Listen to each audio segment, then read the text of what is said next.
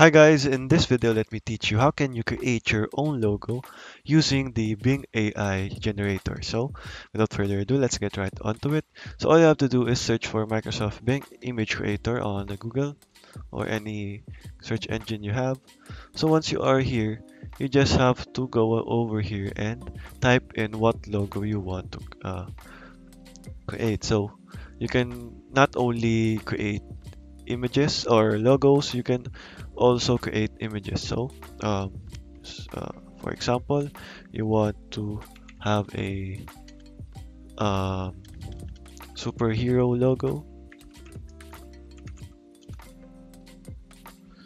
So all you need to do here is just wait,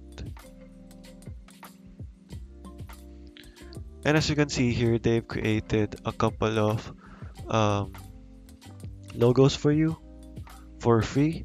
So you can then download this if you want just by clicking it there and just click on download and you should be good to go.